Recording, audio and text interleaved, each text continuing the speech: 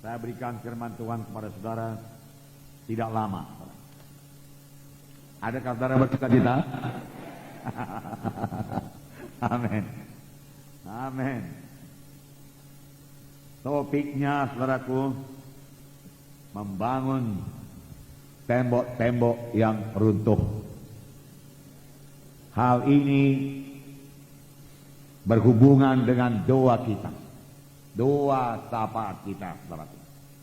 Baik, kita mulai bertambah-tambah dalam berdoa syafaat, tambah rindu berdoa, tambah terbeban berdoa, terbeban kepada jiwa-jiwa, terbeban kepada kota kita, terbeban kepada Sumatera Utara ini, terbeban kepada seluruh Indonesia ini. Amin, saudara. Inilah saatnya kita patut menambahi jam-jam doa kita. Inilah saatnya. Doa kita berkuasa. Doa kita berkuasa mengubahkan keadaan-keadaan di Indonesia ini. Amin, saudara. Puji Tuhan, saudara. Namun, saudaraku, membangun tembok yang roboh bukanlah pekerjaan yang mudah. Itu pekerjaan yang sukar. Kerap kali lebih suka membangun tembok yang sudah roboh daripada membangun tembok yang baru. Dibutuhkan lebih banyak pekerjaan, lebih banyak air mata, lebih banyak keringat, bahkan rela mencurahkan darah, saudara. Amin, saudara. Sebenarnya firman Tuhan minggu yang lalu itu kalau kita melihat mengenai Paulus siap sedia mencucurkan air mata. Dalam pelayanan cukup banyak mencucurkan air mata. Paulus berkata, ya, aku tidak pernah melalaikan apa yang perlu bagi kamu. Paulus rela mencucurkan keringat, ya, kerja keras. Dan Paulus berkata juga, aku tidak menghiraukan nyawaku sedikit pun. Berarti Paulus juga rela mencurahkan darahnya. Amin, saudara. Ya. Paulus berdoa dengan mencucurkan air mata, melayani dengan mencucurkan air mata. Saudara, teladan ini harus kita ikut, saudaraku, dalam hidup kita. Untuk membangun tembok-tembok yang roboh. Apakah itu tembok-tembok yang roboh? Nanti saudara dengarkan. Dengarkan firman Tuhan ini baik-baik. Amin, saudara. Dengarkan baik-baik, saudara. Kita lihat dulu tembok pada zaman dahulu. Tembok pada zaman dahulu, saudara, saya katakan pada saudara, bukan tembok seperti pagar-pagar sekarang ini, bukan. Tembok pada zaman dahulu, saudaraku, terbuat daripada batu yang besar, saudaraku, direkat dengan tanah liat atau apa saja, dan merupakan tembok yang tebal, saudaraku, dan di atasnya bisa berjalan kereta-kereta, saudaraku. Tembok itu gunanya sebagai benteng pertahanan, saudara, sebagai perlindungan, saudara, dan juga membawa keamanan bagi seluruh kota. Tembok membawa keamanan bagi seluruh kota. Kalau tembok roboh, kota itu menjadi tidak aman lagi. Kota itu menjadi rusuh. Kota itu akan didatangi perampok-perampok. Kota itu akan didatangi penjara-penjara. Kota itu akan didatangi perusuh-perusuh, pencuri-pencuri. Kalau tembok itu sudah roboh, harap saudara mengerti. Amin, saudara. Tembok apa yang kita bangunkan sekarang ini, saudara? Tentunya bukan tembok Yerusalem, saudara. Kita melihat negara kita ini, saudara, Republik Indonesia ini. Kalau satu tembok roboh, saudaraku, pencuri-pencuri masuk, penjara-penjara masuk, perampok-perampok masuk, kerusuhan masuk, pengganggu masuk. Itulah kalau tembok itu sudah roboh. Dan itu sudah terjadi di Indonesia ini, saudaraku. Oleh sebab itu perlu dibangunkan kembali tembok yang sudah roboh itu. Tembok yang sudah roboh untuk Indonesia ini. Nggak usah jauh-jauh, banyak penjarahan, banyak perampokan di Indonesia ini. Orang-orang hidup dalam tidak ada keamanan lagi. Sama seperti satu kota yang temboknya roboh pada zaman dahulu. Orang-orang dalam kota itu tidak merasa aman. Tidak ada keamanan lagi. Khawatir, ketakutan. Saudara betul-betul dalam perlindungan Tuhan. Tembok saudara tidak roboh, saudara. Nah, oleh sebab itu saudara tidak takut, saya tidak takut. Tetapi banyak orang, saudaraku, temboknya sudah roboh. Lalu dia dalam ketakutan, saudaraku. Nah, mari kita lihat dahulu, saudaraku, apa diperbuat Nehemia untuk tembok Yerusalem yang roboh. Apa diperbuatnya? Kita membaca Nehemia pasal 1 ayat 1 ya, sampai saya bacakan pasal sampai 6 sampai 7. Nehemia pasal 1 ayat 1 sampai 7. Dapat, saudara? Mari kita baca bersama-sama. Riwayat Nehemia bin Hakalia. Pada bulan Kislew tahun ke-20, ketika aku ada di Puri-Susan, datanglah Hanani, salah seorang dari saudara-saudaraku, dengan beberapa orang dari Yehuda.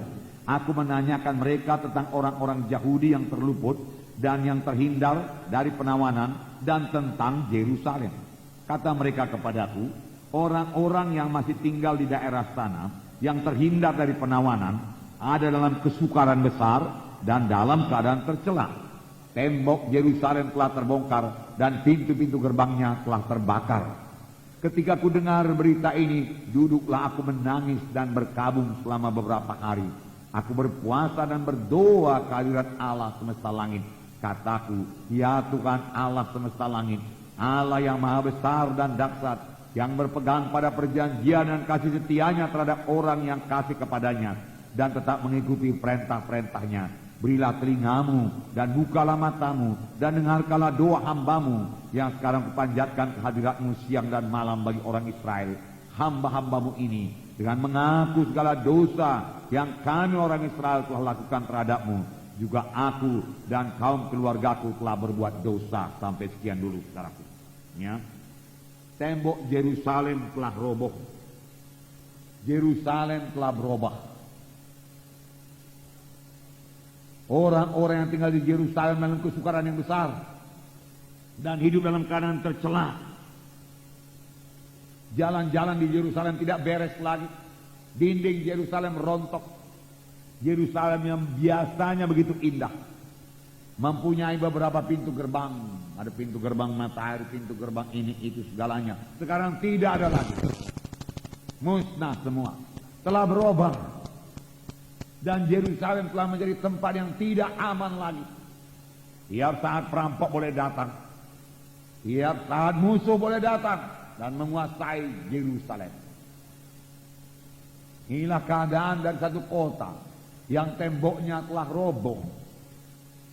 Ini menyebabkan saudaraku Nehemia menangis kepada Tuhan. Nehemia sangat terbeban. Nehemia mengasihi Yerusalem.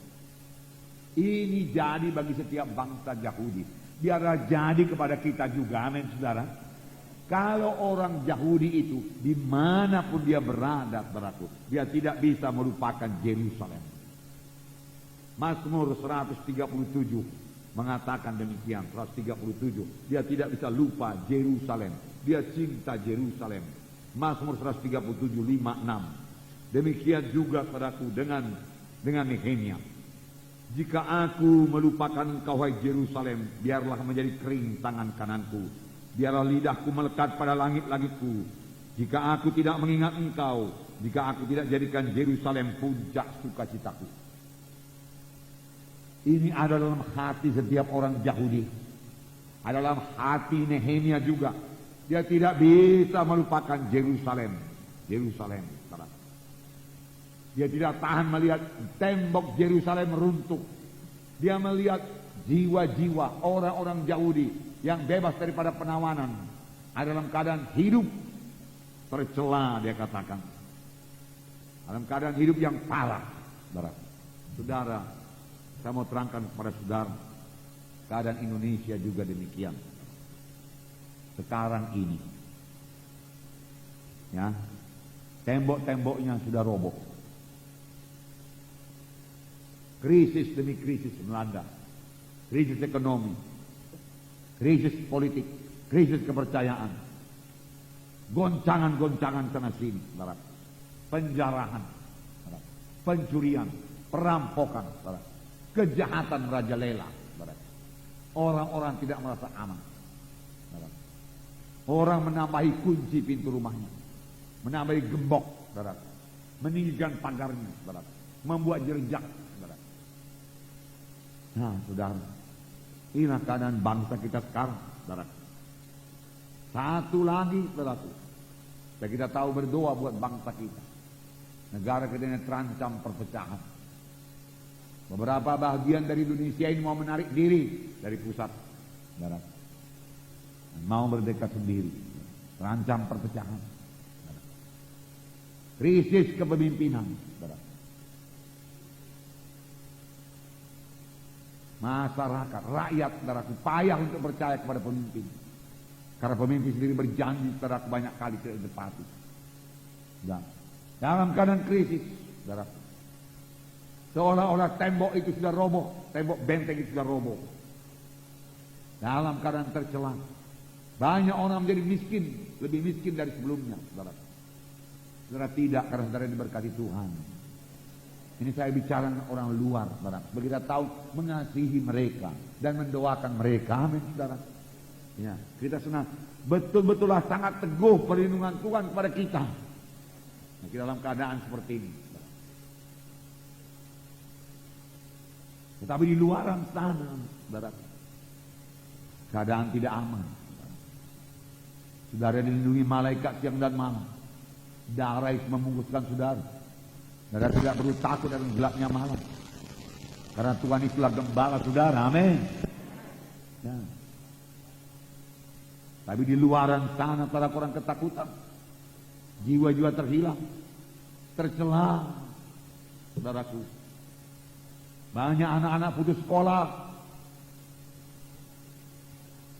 Banyak kenajisan terjadi. Bahkan bagi remaja-remaja. Ada yang terlibat narkotika, saudaraku. Bentengnya sudah roboh, saudaraku, sudah roboh. Saudara, hampir sama.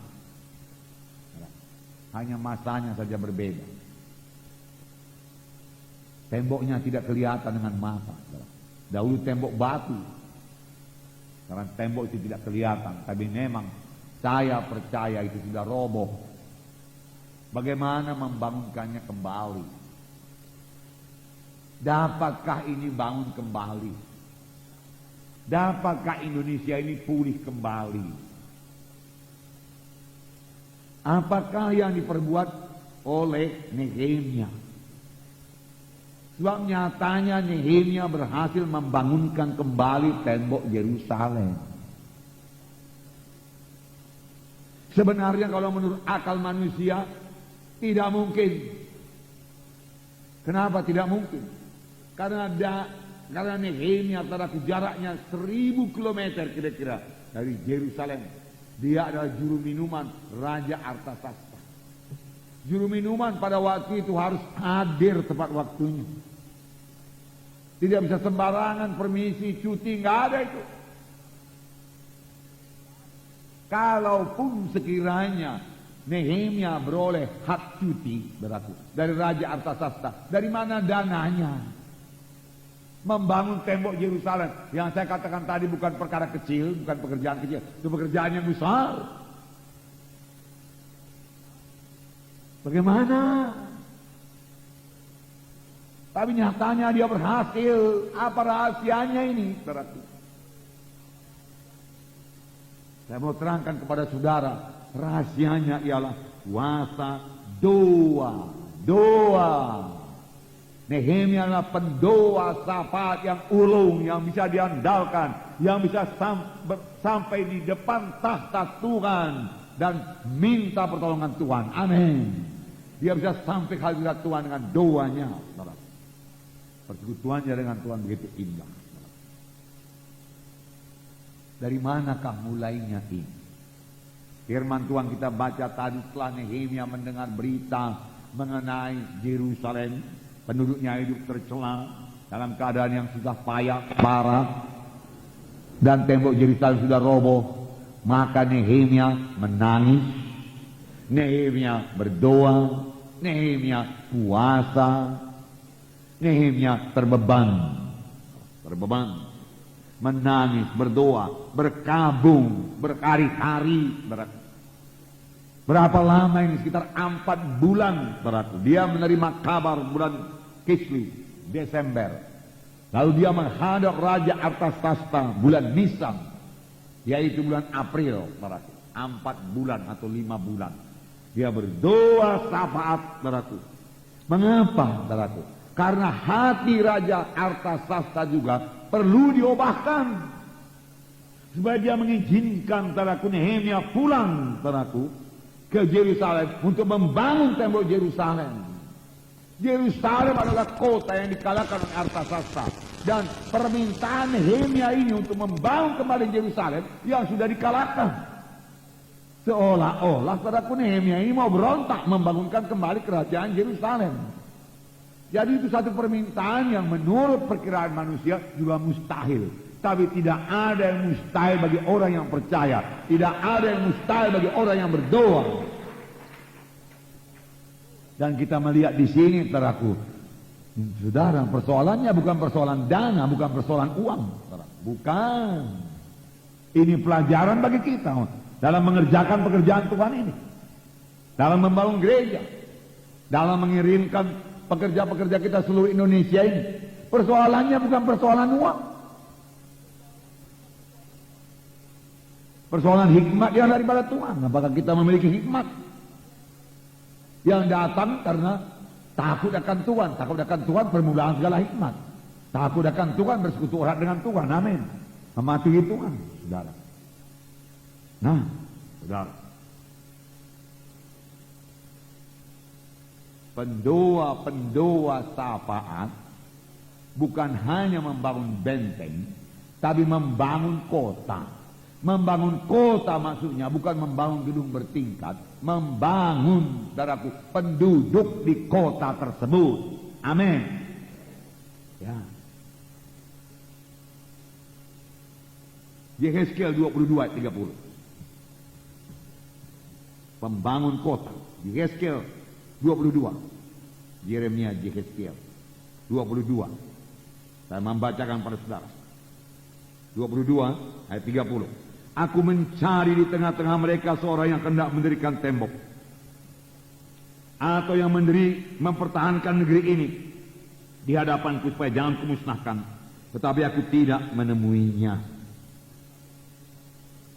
Aku mencari di tengah-tengah mereka seorang yang hendak mendirikan tembok, atau yang mempertahankan negeri ini di hadapanku. Jadi orang yang membangun tembok itu membangun negeri atau mempertahankan negeri. Amin, saudara. Bagaimanakah membangun tembok nanti kita lihat. Tapi secara ringkas saya katakan kepada saudara, melalui doa syafaat yang bertalu-talu kepada Tuhan. Amin. Ya. Nah, satu ayat lagi, Yeremia 29 ayat 7. Yesaya, Yeremia 29 ayat 7. Memang kita harus berdoa syafaat buat kota Medan. Amin. Kita harus berdoa buat kota Medan ini. Amin. Yeremia 29 ayat 7. Usahakanlah kesejahteraan kota kemana kamu aku buang, dan berdoalah untuk kota itu kepada Tuhan, sebab kesejahteraannya adalah kesejahteraanmu. Usahakanlah kesejahteraan kota kemana kamu aku buang.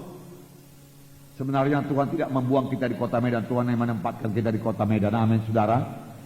Maksudnya, kalaupun kita dibuang ke kota musuh yang bertentangan dengan kita harus berdoa buat kota musuh itu, untuk kesejahteraan kota musuh itu, karena kesejahteraan kota itu adalah kesejahteraan kita. Amin. Apalagi kota kita sendiri, kota Medan ini. Kita harus berdoa buat kesejahteraan kota Medan. Amin. Kita harus berdoa buat keamanan di kota Medan. Amin. Kita harus berdoa, saudaraku, supaya tidak terjadi kerusuhan di kota Medan. Amin. Kita harus berdoa sungguh-sungguh kepada Tuhan. Berdoa dengan hati yang terbeban, saudaraku. Berdoa dengan air mata, supaya tidak terjadi keributan di kota Medan ini. Amin. Supaya kota Medan dalam keadaan aman. Amin. Itu sudah merupakan permulaan daripada membangun tembok-tembok yang roboh. Mengerti sekarang, saudaraku? Maukah saudara ikut membangun tembok yang roboh? Berarti saudara harus ikut berdoa. Amin. Harus ikut berdoa syafaat. Amin. Pada hari Kamis saudara semua ikut doa syafaat. Amin. Dan saudara gerakkan lagi anggota-anggota KKS saudara berdoa syafaat. Amin. Itu membangun tembok. Bukannya kita membeli batu bata, saudaraku, 1 truk, 2 truk, kemudian kita tembok rumah kita. Bukan, saudaraku. Kesejahteraan kota Medan adalah kesejahteraan saudara. Saya mau mengatakan kepada saudara, doa syafaat kita, doa syafaat saudara, saudaraku, menentukan keadaan kota Medan ini. Amin. Walau apapun katanya datang provokator dari Jakarta, saudaraku, semua usahanya itu akan berantakan, akan sia-sia, saudaraku, sepanjang kita berdoa, mencucurkan air mata dengan mengasihi kota Medan ini. Amin. Saya suka cita, saudaraku, beberapa anak-anak Tuhan tadi baru pulang dari doa jalan, saudaraku, walau naik mobil pun mereka, saudaraku, saya percaya, ya, sebagian besar dari kota Medan, saudaraku, sudah saudara jalani tadi dan saudara berdoa. Daerah ini aman, Tuhan. Tidak ada kerusuhan di sini, Tuhan. Haleluya, Tuhan. Semua roh perusuh, roh antikristus pada daerah ini, kami patahkan semua rencanamu. Kami patahkan, kami gagalkan semua rencanamu di dalam nama Yesus. Haleluya, Tuhan. Rumah-rumah itu, Tuhan, banyak penduduknya, Tuhan. Bukalah jalanmu. Buka jalanmu, Tuhan, supaya mereka selamat, Tuhan. Buka pintu-pintu buat penginjilan dalam daerah ini, Tuhan. Roh Kudus mulai bertambah giat, Tuhan, pada daerah ini, Tuhan. Haleluya, Tuhan. Patahkan semua maksud-maksud jahat, roh-roh jahat, roh-roh perampok, roh pembunuh, roh pemerkosa, roh najis tidak boleh berkutik dalam daerah ini. Kami ikat engkau dan kami usir engkau dalam nama Yesus. Dalam nama Yesus. Itulah bentuknya, saudaraku, membangun tembok-tembok yang sudah roboh. Amin. Amin. Haleluya. Adakah saudara suka melakukan ini, saudaraku? Puji Tuhan, satu pekerjaan yang sangat menggairahkan, saudara, dan kita akan melihat hasilnya, saudara. Ya.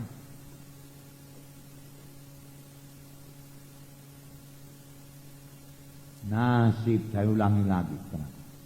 Nasib kota Medan ini ditentukan oleh doa syafaat anak-anak Tuhan di kota Medan ini. Bukan hanya gereja kita, gereja-gereja yang lain juga, saudaraku.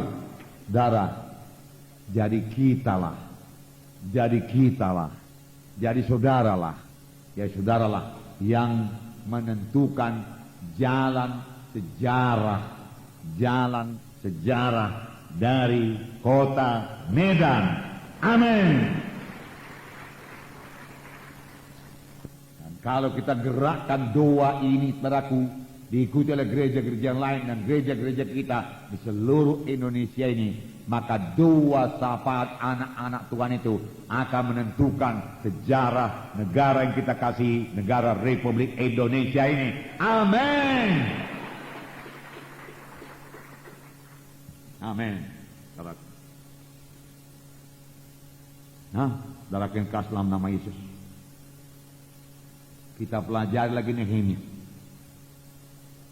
Nehemia itu, saudaraku, mempunyai gaya hidup berdoa, gaya hidup bersekutu dengan Tuhan. Dia senantiasa berdoa.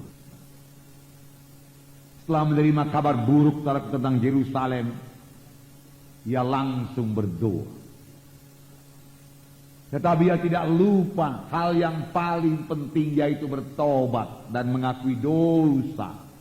Mengaku dosa dulu dia dalam bertobat. dari segala kesalahannya, bahkan kesalahan nenek moyangnya, bahkan kesalahan bangsa Israel. Dia doakan semua supaya diampuni Tuhan. Kami sudah sangat bersalah kepadamu dengan tidak memperhatikan hukum-hukum-Mu Tuhan. Kami bertobat Tuhan, kami bertobat Tuhan, kami bertobat Tuhan.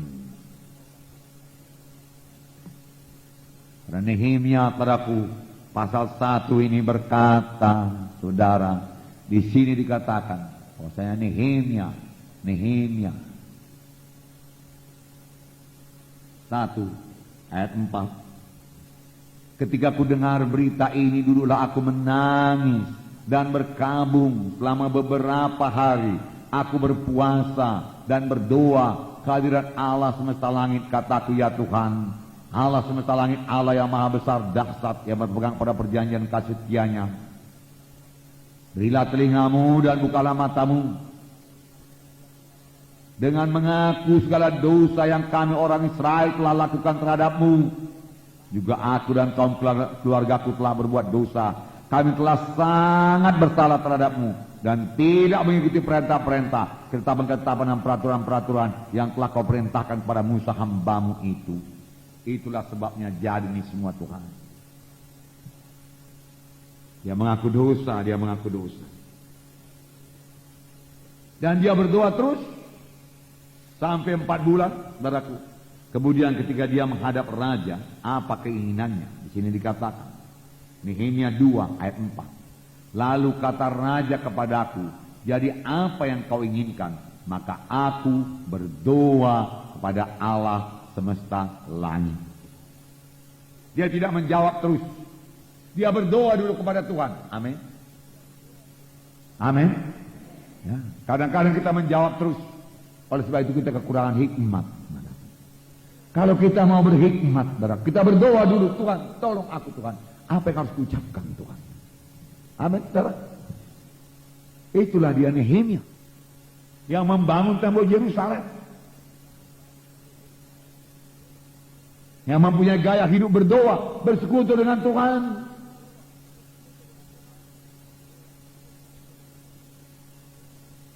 Dan ini berlangsung terus sepanjang pembangunan tembok Yerusalem, sampai tembok Yerusalem selesai dibangun dalam 52 hari, 52 hari,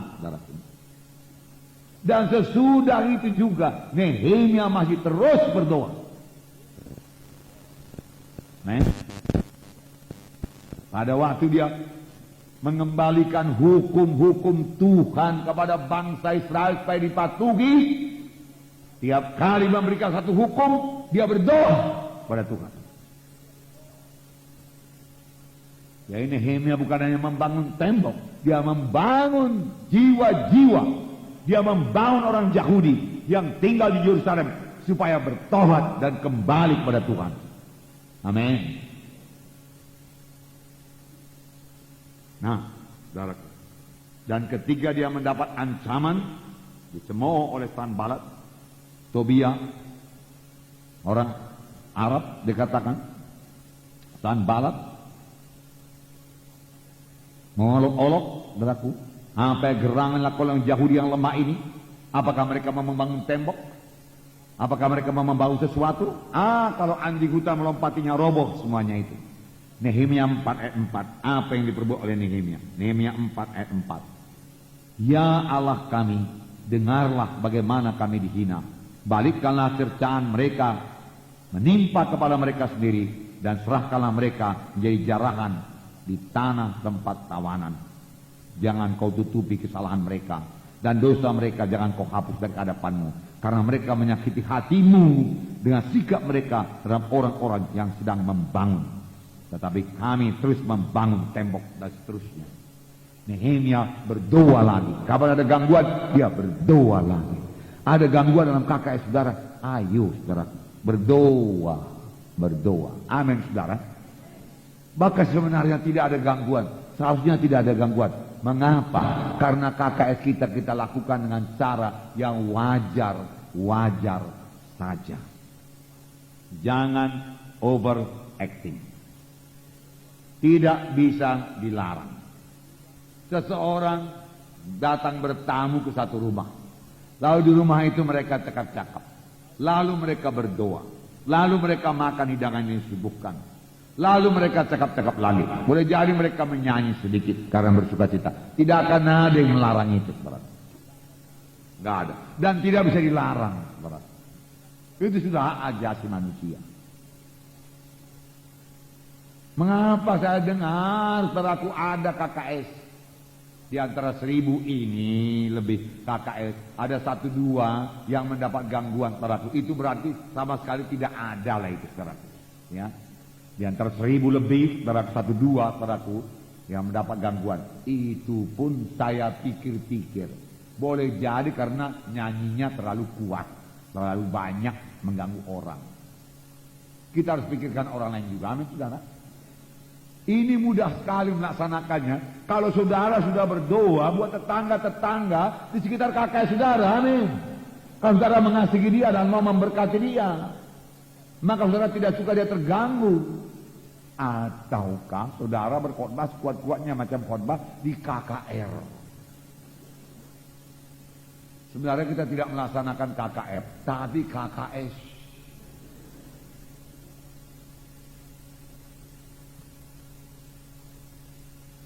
Hari ini telepon datang kepada saya dari cabang, Pak, kami laksanakan KKR yang besar. 1 4 hari, 1 10 hari. Kok KKR sampai 10 hari? Iya Pak, banyak yang sembuh. Saya katakan, bagus. Tapi Pak, banyak anggota yang hilang. Jatuh. Bimbang.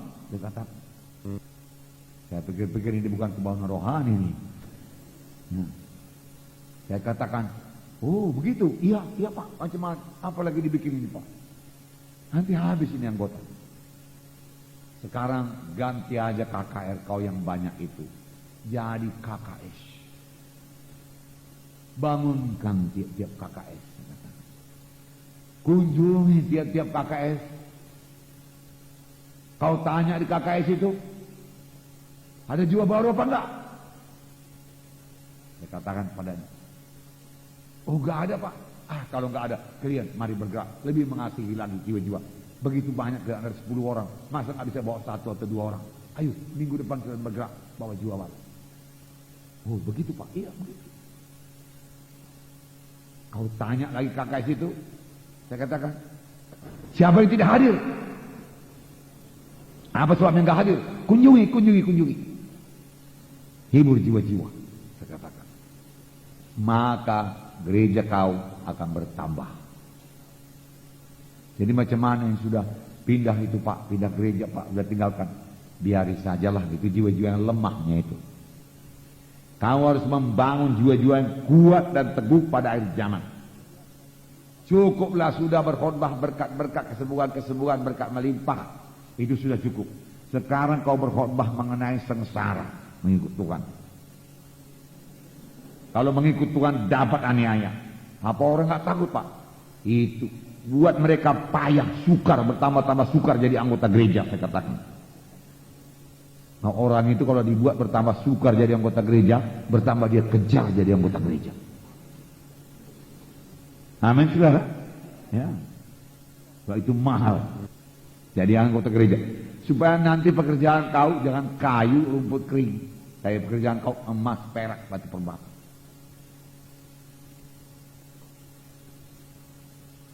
Nah, saudara. Jadi ini sudah syukur. Bangunkan kakak saudara juga, amin saudaraku. Lihat jiwa-jiwa baru, harus ada jiwa-jiwa baru, amin. Dan jiwa-jiwa yang tidak datang, kunjungi lagi, amin saudara. Seperti dikatakan hamba Tuhan John Ong tadi. Ya, perkunjungan akan membina fellowship, membina persahabatan, membina kasih. Tidak bisa kebaktian minggu aja, saudaraku. Amin, saudara. Nah, satu lagi Nehemia 6 ayat 9, ini dikatakan. Nehemia 6 ayat 9.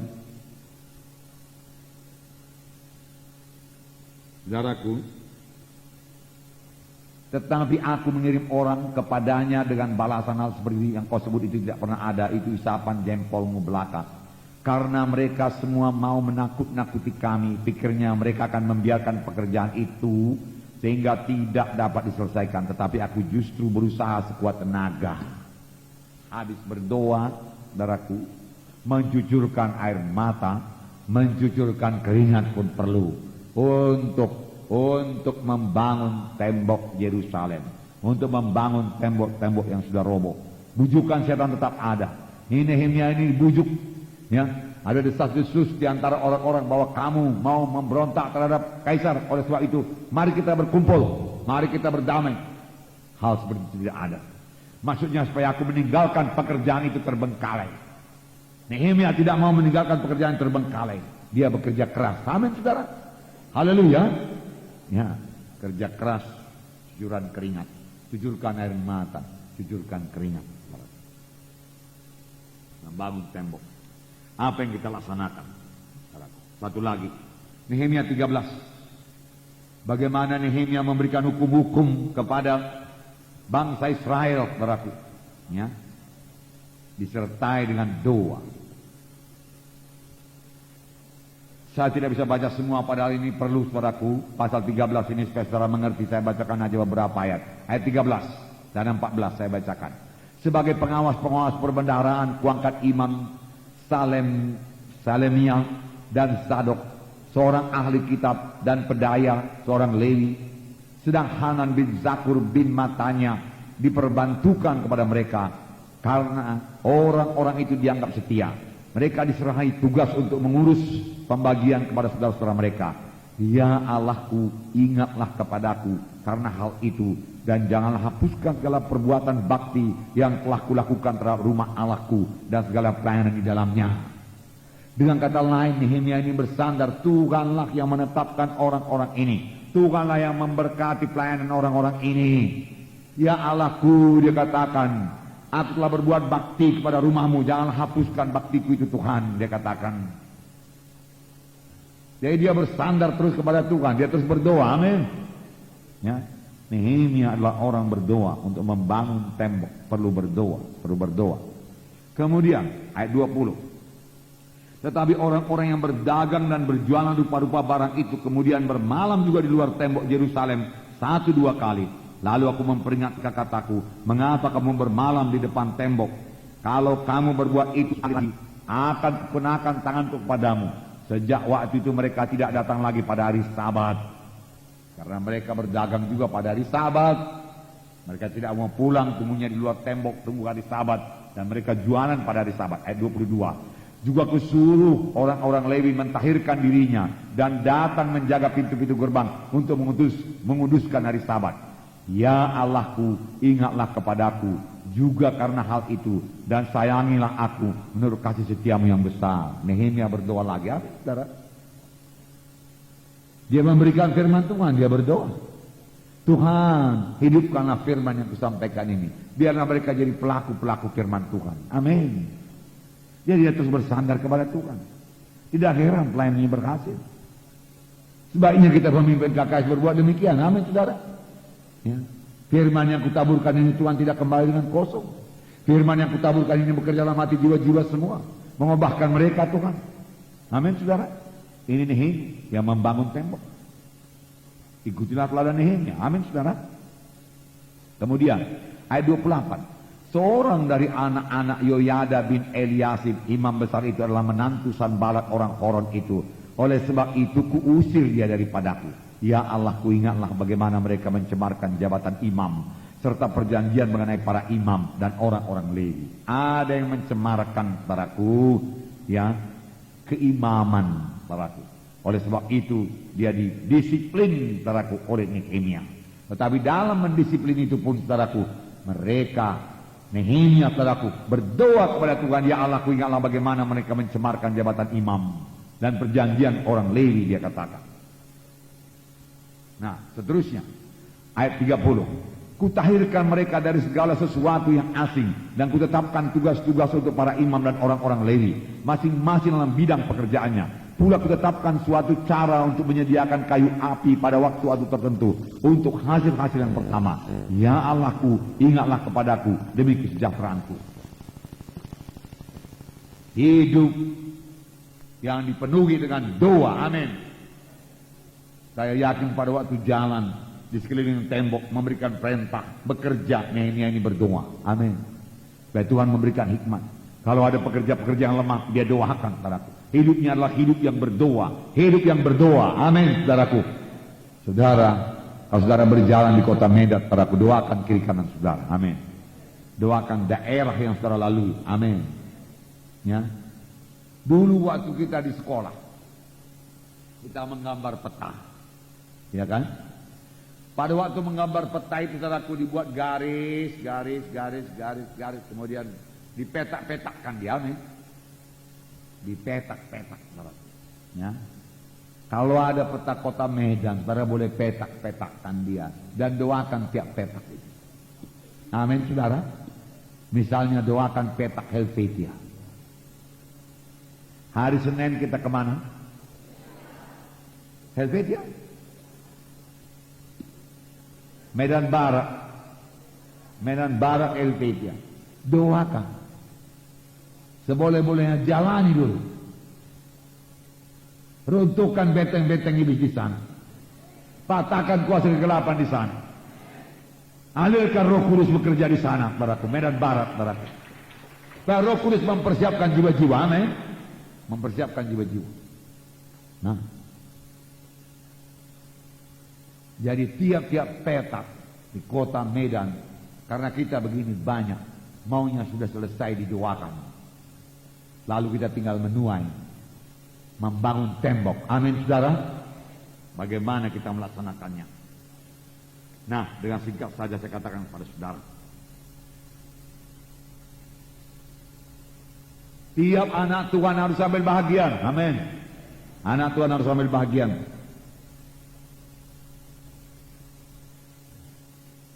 Pertama, mengambil bahagiannya bagaimana? Dalam doa pribadi kita.